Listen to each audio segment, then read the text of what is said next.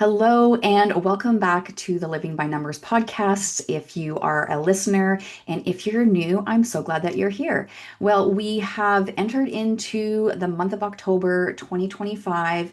And if you've been following the numerology of 2025, you might know that we've just finished up a nine energy month in September, and we are now shifting into a one energy month of October.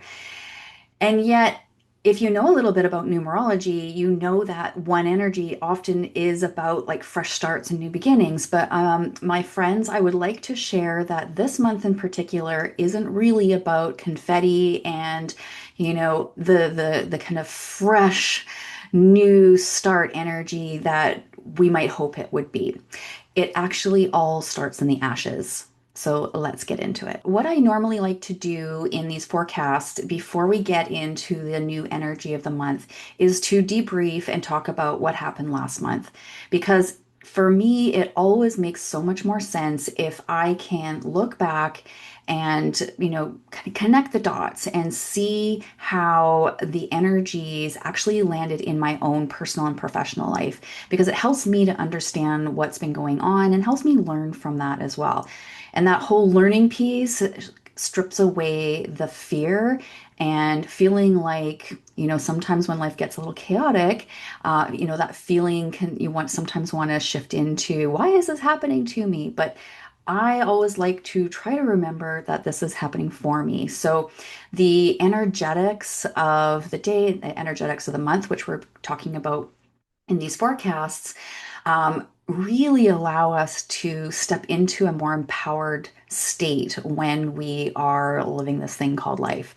So September's energy was a nine energy month. Within a nine energy year. So it was a really big month in terms of completion energy, because that's what the nine energy is all about.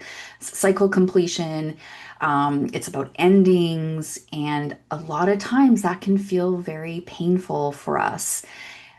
And yet, we can't move on to the bigger, the better, the more aligned unless we're letting go of the stuff that is not aligned.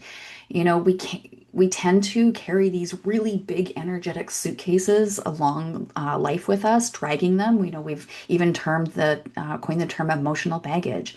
So, it's not just emotional baggage, there's energetic baggage that we keep trying to drag forward because there needs to be this completion, and yet it's hard to complete and hard to let go of things. So I want to talk about, not only just that nine energy of September, but I want to talk about what I want to call like the 2025 arc.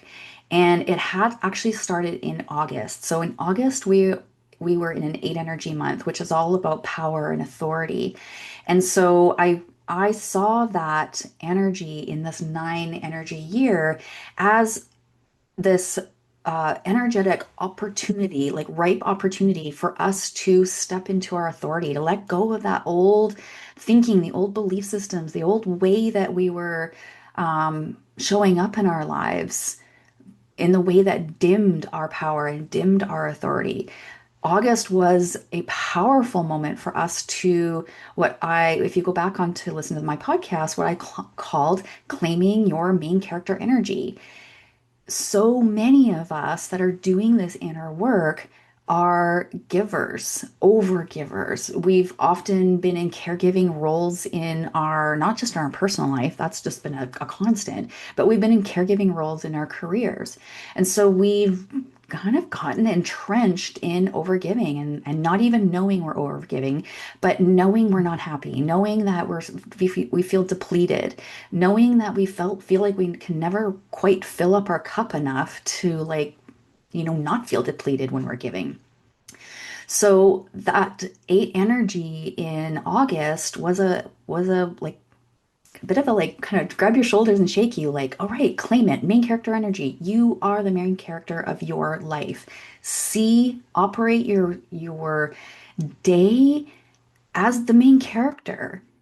And what that allows you to do is you can look at what's happening in your life to see where you're definitely not the main character. All right. So August gave us that opportunity to see that. Am I the main character in my own life? And if I'm not, it is time to take that role on.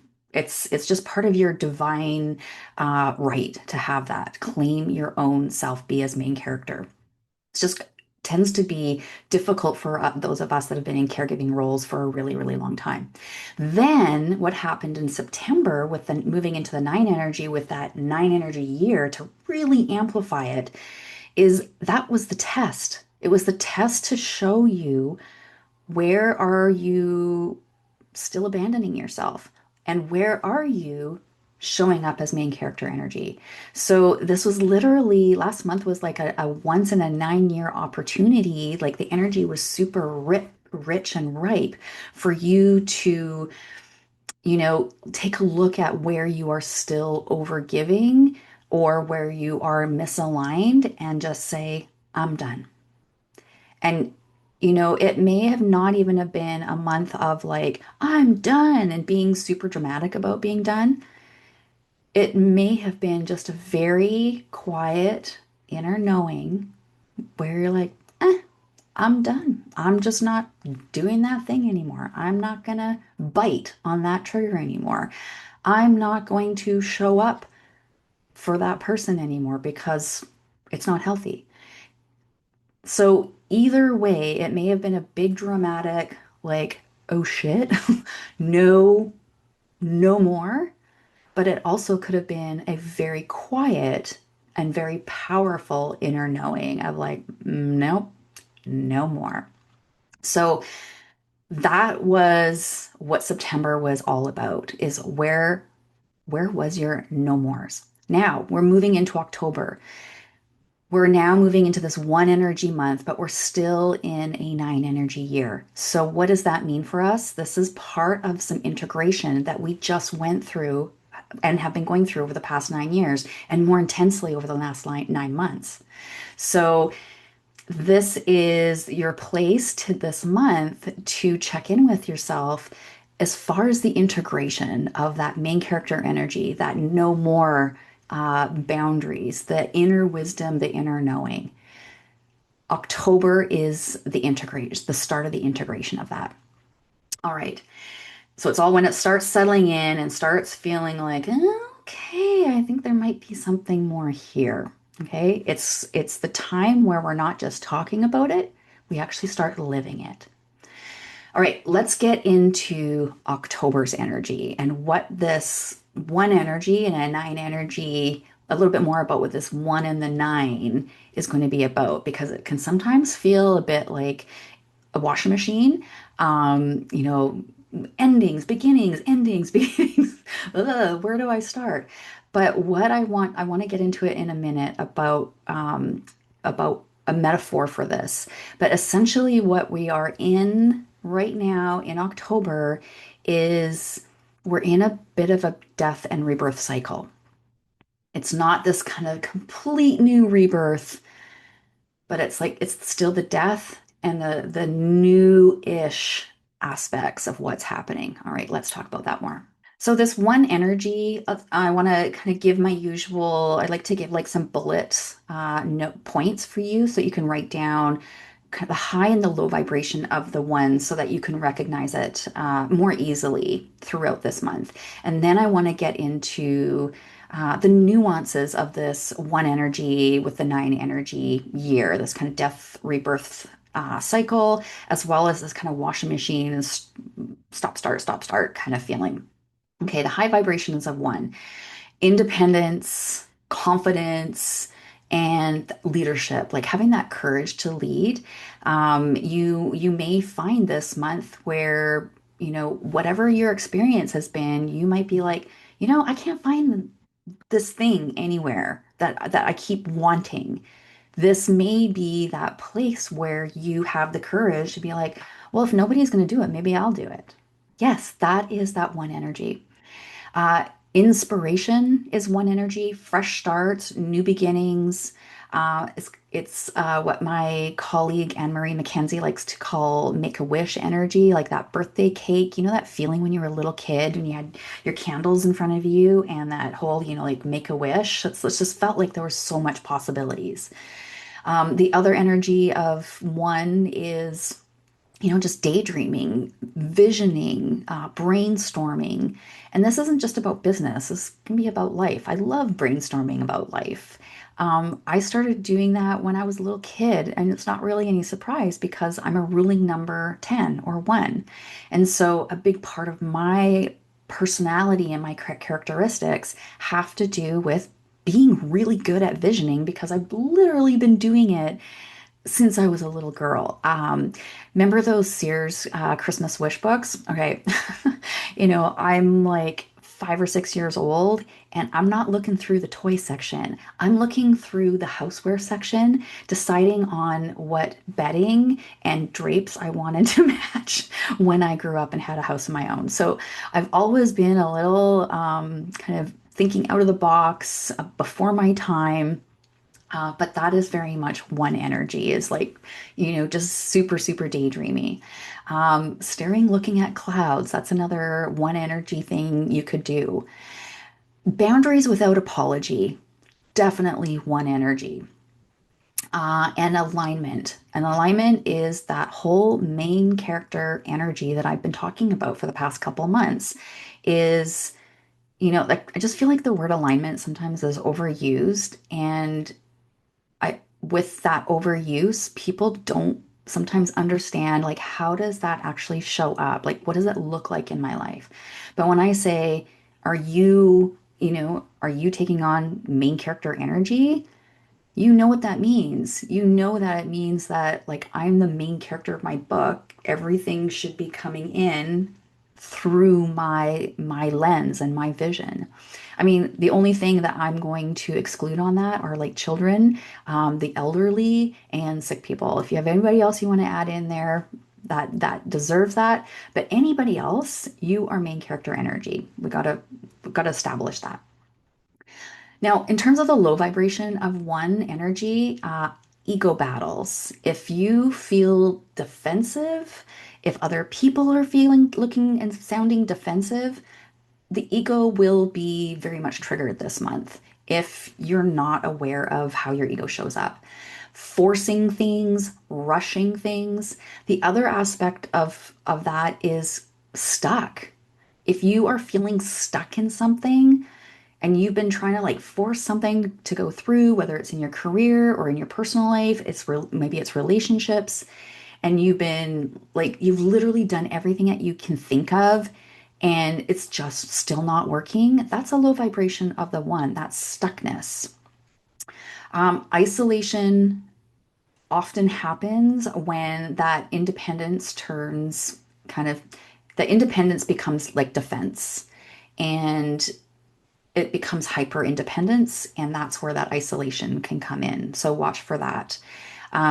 For myself, as a ruling number 10, and anybody else that's a ruling number 10, this will be one of those personal characteristics that can be an Achilles heel for you, where you're like, fine, I'm going to do it myself.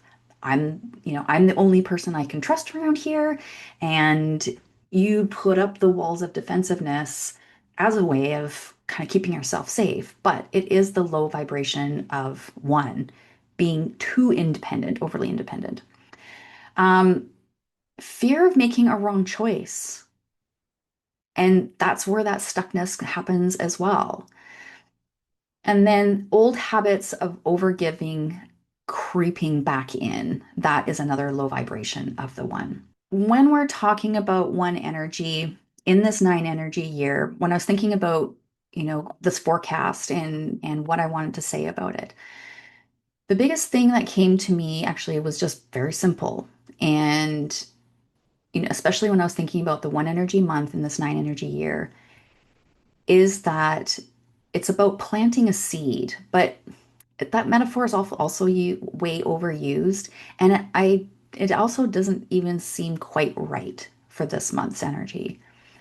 What I would like to share about the one energy month in this 9 energy year is that it's more about tending your soil. It is about, because it's kind of like pre-planting the seed. That's what this one energy month is about. And over the next 3 months, we've got one energy for October, two energy for November, three energy for December. And then in 2026, we shift into a one energy year. That should feel a whole lot lighter in a lot of ways. This nine energy is super, super heavy, folks. And but it's part of the cycle. It's meant to happen. It's meant to clear out the garbage, the stuff that isn't working. It's just all through the world, it is really, really intense on all levels, personal, professional, um, national, international. It is really intense. But this one energy year that's coming in 2026 is really the true start of like that new beginning, the planting of the seeds. So this one energy year in October is more about prepping the soil. Okay. So with this planting of the seed in this October, after this like past 9 months that we've gone through, past 9 years that we've gone through, and we've had this transformation, whatever it has been for you, I know there's been something. We have now in this month, we have this like, well, last month we had this better knowing. That's that nine energy. The wisdom is of is part of that low vibe of heaviness and grief and loss. We have a deeper understanding of ourselves and life. And so it was interesting because a couple of weeks ago, as part of the numerology of business group I'm in, it's called The Collective with Anne Marie McKenzie. And we were talking about this nine energy and what's coming up for, the next couple of months. And the imagery that I had was about a phoenix rising from the fire. And the imagery we were also talking about was the tarot card the tower card in tarot. And the tower card, like nobody, if you know tarot, nobody wants to get the tower card because there's literally the tower's on fire. People are jumping out of the building. Um, but the tower card is always about things are about to come crumbling down, but it's the stuff that's supposed to come tumbling down anyways. It's just the tower card can sometimes give us a heads up to like, clean up your stuff so that it's not quite so painful.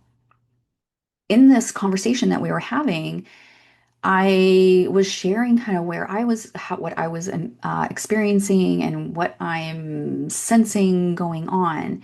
In that is, yes, I definitely like there's ashes in my personal life. There's lots of ashes. My father passed away after a very intense, acute illness. We've been dealing with my bonus mom, his wife, who is quite sick as well. Like it's been super super intense, and so yeah, I feel the ashes. A lot of people that I talk to are in the ashes. A lot of people I listen to online are in the ashes. And but yet I don't feel like I'm a phoenix rising out of it yet. I actually have this vision of literally like, molecules almost like the dust of the ashes coming up and forming little molecules. And they're just kind of they're floating together and they're starting to make their connections, but they're not fully formed yet. So that's where I sense we are with this one energy October in this nine energy year is that I don't think you're even going to see the stuff that's coming together. You may be in a place where you're like, I cannot see the future yet. I can't even see I think this is what I want, but I can't even see how it's going to happen.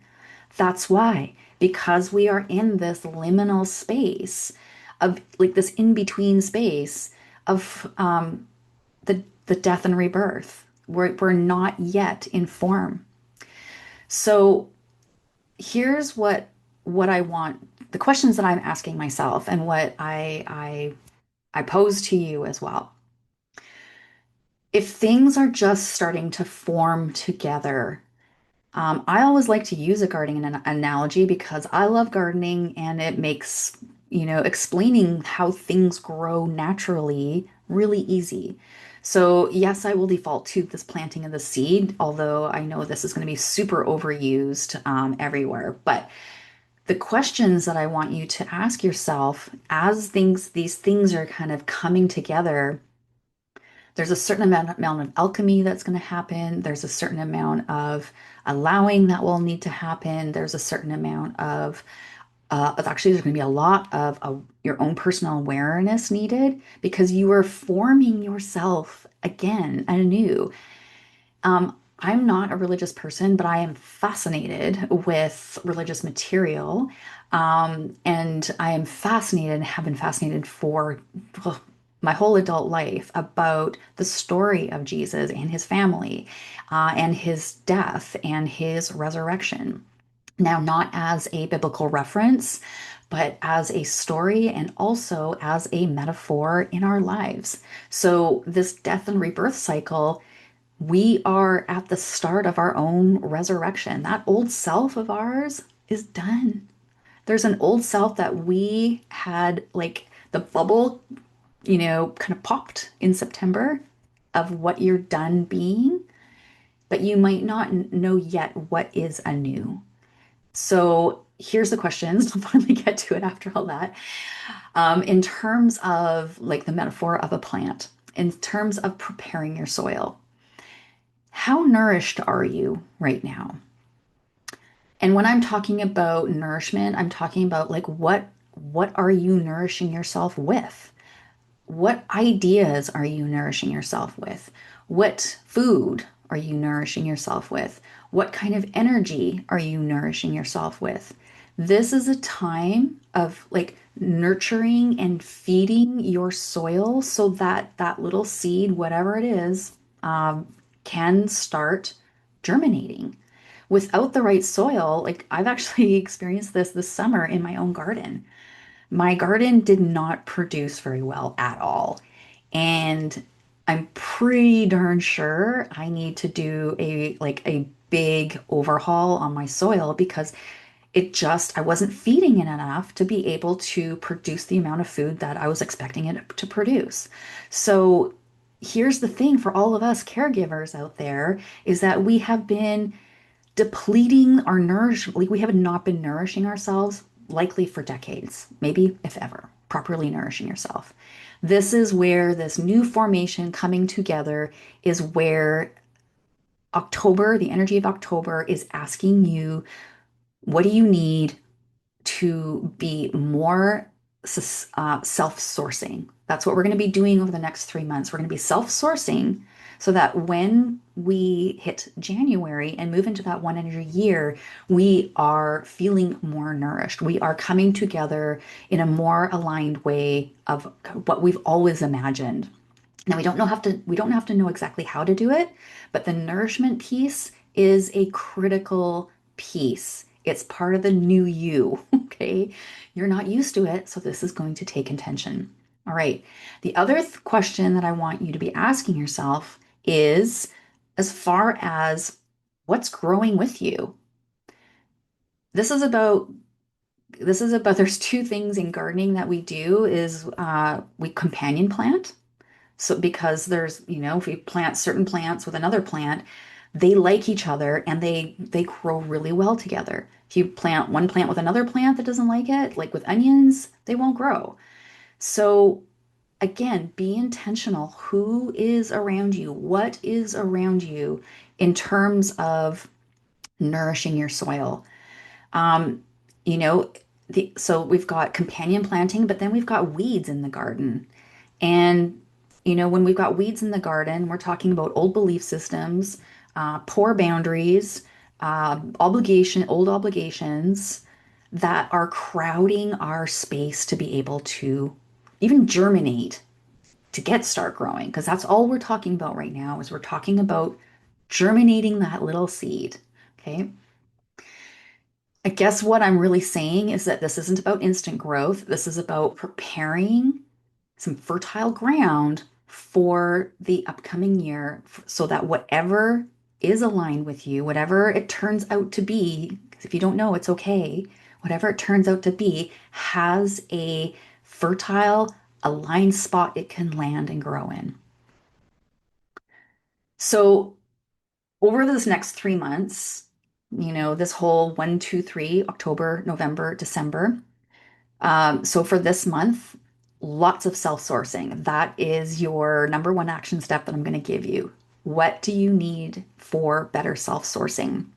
And quite frankly, we often need these crashes, these intensities, um, to get us to a point where we're like, that's it, never again, we're not doing that again, and finally put up some boundaries and finally put up some self-care, self-nourishment habits so that you can continue to be energetically self-sourced.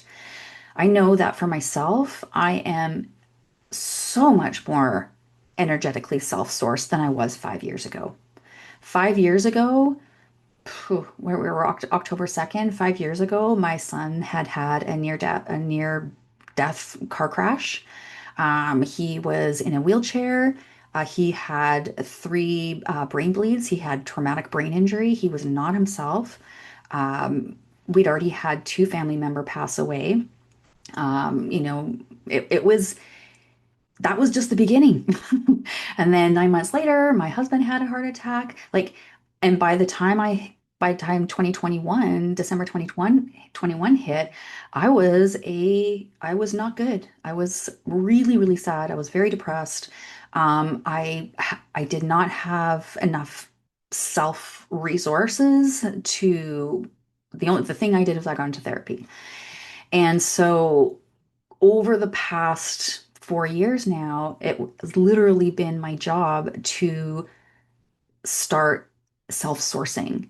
And when life hit, another major curve with my dad getting so sick and then passing away, one of the things that really became apparent was as stressful as that was, because my siblings and I were their full-time caregivers, and we live 4 hours away and we organized to have somebody there all the time taking care of them.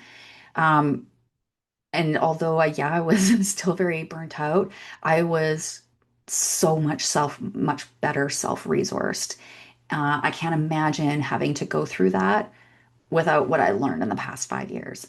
So, or even taking action on what I learned in the past 5 years. So, here's what I'm sharing with you from that experience is that even when it feels really difficult, this is when it's most important to do our inner work so that we can be our own self resource and not be depending on others for that. We all want others and need others to share, but we need to be self sourced energetically, emotionally, physically, if we can, spiritually.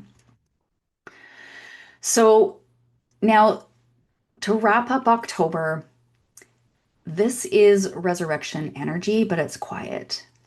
And if that term resurrection triggers you, don't use it, please. But it was literally, maybe kind of think of that phoenix and the fire, but it's kind of like, it's the ashes and the ashes kind of coming up and starting to form. But however you want to look at it, this is the beginning of your rebirth. The nine was the fire that burnt it down, and we're still in nine energy year, so it's still there, um, but it's not like fully engulfed. We don't have like, what do they call it? Five alarm fire, fully engulfed. It is now dampening, and this is where the growth starts germinating from. I also want to tie this back to my 2025 yearly forecast about full frequency. And this is, again, we're still forming, the alignment is still forming. But what that is also telling you is that this one energy is that anything is possible. This is the energy of hope and possibility. So if you are in a phase where you are still feeling really unclear, which is can trigger fear in us, quite frankly. Like if we can't see it, it can be really scary.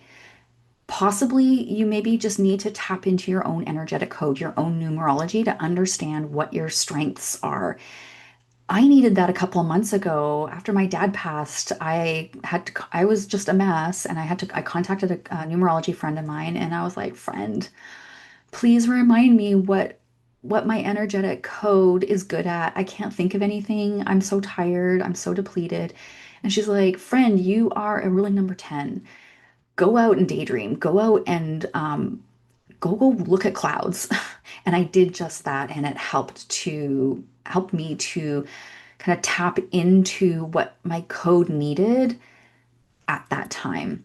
So if you don't know your energetic code, please book a numerology blueprint, and I will happily go through your strengths, your struggles, your birth chart, all of the little nuances that makes you you with your own numerology code, so that you can easily like pick it out rather than trying to like look through the weeds to see, even if you can identify it. I'll also give you the heads up about what's going to be happening in the next, like what energetics are happening for you in the next few months, so that you can take that new understanding about your code and be proactive in it, in your own energetic energy that's coming up to you, as well as how to work with the universal energies that are going on. It's fascinating how numerology can help you feel so much more empowered. It is so simple. If you know I'll be giving you a little cheat sheet about the energies of the one to nine. Once you understand that, you can understand your code, the code of your family and friends, and life just gets a whole lot easier. But it really does start with understanding your own code, the strengths and the challenges, and how to overcome them, how to tackle these things that come up in our lives. Anyways, I just want to wrap up with a few little journaling prompts for you if you would like to continue the learning. So, first one is, where did September force you into no more? That was a big one. What was like, no more, that's it, I'm done, literally, mic drop, walk away? What was that for you? And the second question is, how are you embodying main character energy? What does that look like for you? For me, it looks like when I'm in a situation, I just kind of, even if it's just as if it's something already happened, I look at it and like, was I the main character in that? How would that look like if I was a main character in that? And sometimes it's right in the middle where I'm like, this does not feel like very main character energy at all. And this isn't about being selfish or self-absorbed. Those of you that are overgivers know what I'm talking about. These are the situations where you've constantly blown past your boundaries and, have way, way, way overgiven in all those areas of your life. So where are you embodying that main character energy? And moving forward, this little journal prompt is like, what nourishment does your soil need for that little seed to actually be planted? So think about what feels nourishing for you. Maybe it's a little bit of time on the couch with a blankie and a book or a Netflix. Maybe it's physically moving your body more. I know definitely it is better nourishment of your food. Maybe it's more sleep or rest, and not just like you should get more sleep or rest, but actually like looking into how to get more sleep or rest. Like what's the underlying factor here? Maybe it's hormones. Maybe there's, situational stuff going on that can be managed differently. But how can your soil be nourished? You're good at telling everybody else how to feel nourished. Please, please do this for yourself. So, October is not about rushing ahead. This is about that main character energy. It's about alignment. The number one, it's about alignment. That's at its core, alignment, one. And if it's not in aligned, it has to go. And in this one energy, it's about trusting that something is rising from the ashes, even if you don't really know exactly what it is right now. something is coming together, but it really needs the nourishment and tending to make that happen. All right. Now, one last thing before I wrap up. Today is October 2nd, and I wanted to know if I've got any other Swifties here in my audience. I know it's a small, very, my son calls it like ultra niche numerology Swifty, but I can't imagine I wouldn't have Swifty numerology people because for those of us that are Swifties, we all know that Taylor Swift is a numerologist. Anyways, I digress. What I wanted to share with you is that we all know that her album is dropping tomorrow. And I did a numerology reading on her album release on TikTok. I don't do a lot of posting on TikTok, but I did a three-part series on her album. If you're interested, and let me know what you think. And happy October 3rd. And are you doing a listening party? I'm just going to do it on my own.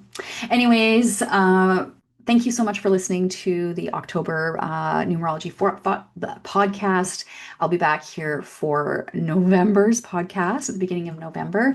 But if you have any questions, please feel free to reach out to me via email or any of my social DMs. And if you would like a reading, let me know and I will send you a booking link for the right one for you. Thanks so much.